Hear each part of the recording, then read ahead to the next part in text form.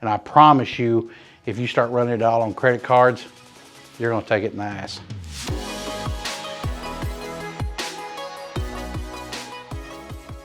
All right, everybody, we're back. I got more emails. This is gonna be pretty in-depth.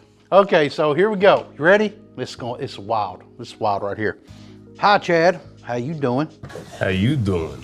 I'm having a hard time trying to solidify how much I'm going to need to start up a shop, okay? I'm gonna need to know some square footage, and I'm not gonna get that in this body of this. I've been in the planning stages for a while now, watching your videos, and I've seen others explaining what I need to do to get a business credit card. Well, I just wonder now how long you've been watching it, and what are we doing to get started? Because that's just it, man. A race never happens until you're off the starting block. And then as far as the business credit card goes, well, you don't have a business yet. So it's hard to get a business and hard to get a bank to loan you the money in any way, much less give you business credit before you've showed them that you are a business. So you gotta get up and running. I also remember you said not to start off with a credit card. Well, the reason I said that is because I put me and the wife deeply in debt to do this. And you'll understand why I tell you here at the end why the credit card's a bad idea as well. But depending on your level of business and how some other regulatory entities see you, you might be available for an SBA loan to get up and running. But I'm just gonna let you know, the moment they find out that it's got to do with a smoke shop, you're out. Because they see you as an adult business and they ain't hearing it. What would you suggest? I have a little over 6K in personal cash and a great credit score. Okay, but what do you got as collateral? Because that's how loans are issued, is through collateral. The location I was looking at is for sale, unfortunately, and not for rent. Well, that may not be for you, bro. It may be one of them things where you got to go and do something else and find a retail spot that is available for rent. But he persists.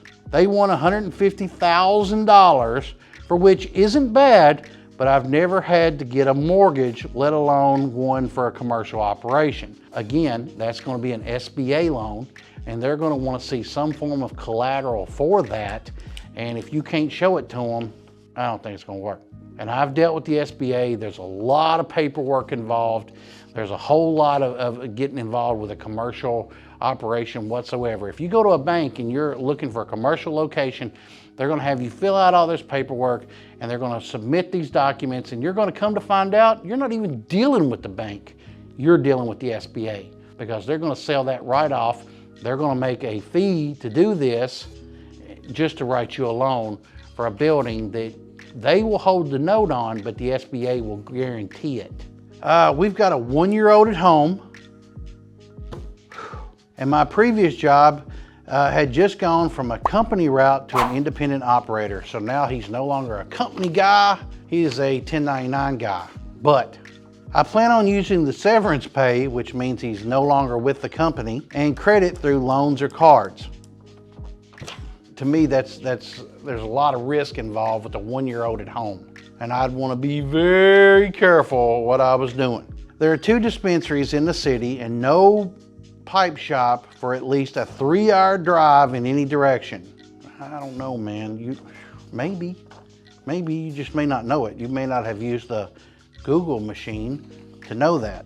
Any insight or general advice that you have, I think, would be greatly appreciated. Well, look, man, I don't want to kick your dream here, or if it's just your dodge from getting another job, but you got 6K in credit, if you ask me, because you said that's what you had in cash, which is, put back, and that's supposed to be severance pay, which would get you to the next job. There may not be no jobs in that town. It may be one of them things where you might be better off to move in another direction where you can find work and then continue to save up money. But continuing to watch videos and continuing to analyze this, you're not telling me how big this shop is. There's no plan B or C or D for other locations. I mean, what are we looking at here?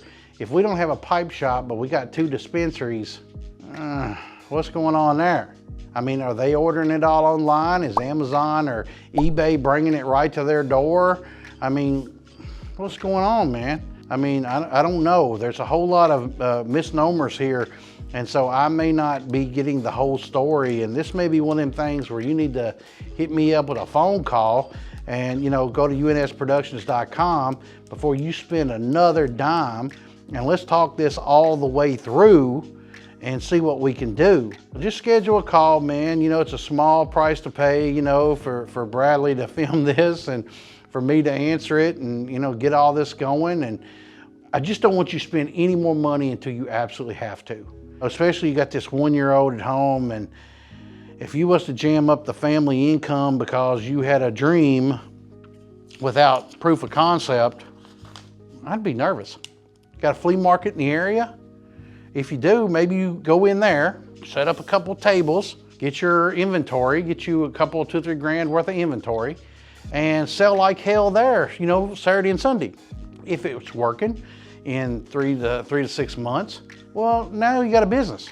But going into it half-ass is just gonna get you drug on your ass. And I know a lot about that too, y'all. I know a lot. I've goofed up a lot when it comes to business because I went into it half-ass. I was always told by my grandfather, if you're gonna do anything half-ass, don't do it. Go into it full-ass or don't do it at all. That's what I'm telling you to do. I'm telling you to get a proof of concept, find you a flea market, set up shop. I guarantee you got one.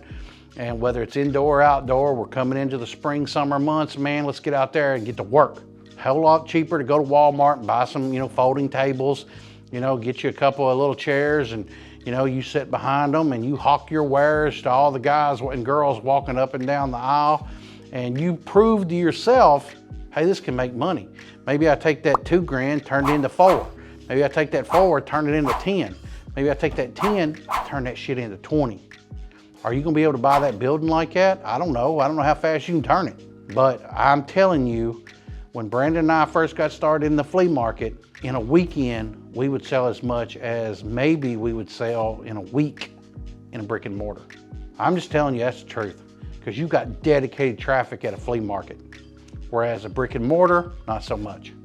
All right, y'all, that's what I got, man. I don't mean to kick you in the balls there, man, but yeah, it's not being well thought out, in my opinion, and you don't have proof of concept, mainly because you don't have a shop already in town.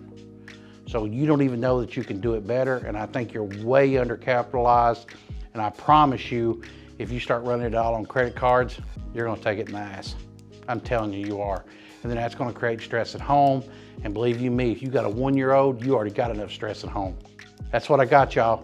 Check us out, comment down below. Maybe you can help this guy out, man. Maybe you can give him some suggestions that I didn't think of. But I'd be very, very careful of putting anything on credit in today's America. If you can't pay it off and you don't know you can pay it off, don't do it. That's just me talking. You know, I'm 50 and I'm a little more open to ideas, but I also see the big picture. And the big picture is it's very fucking uncertain. All right, y'all, that's what I got. Be careful what you're doing out there. Everybody be safe. If you need us for anything, unsproductions.com or Chad at smokeonline.com. Hit me up with anything you need to talk about, anything you need questions answered on, I'll email them back. I'm not gonna answer every single one on here. We get way too many of them. Or comment down below and you know, if you got questions on that, I'll answer every single one you do there to the best of my ability. May not be that day, but it will happen. All right, that's what I got, y'all. Be safe, be careful. Have a good day. See ya.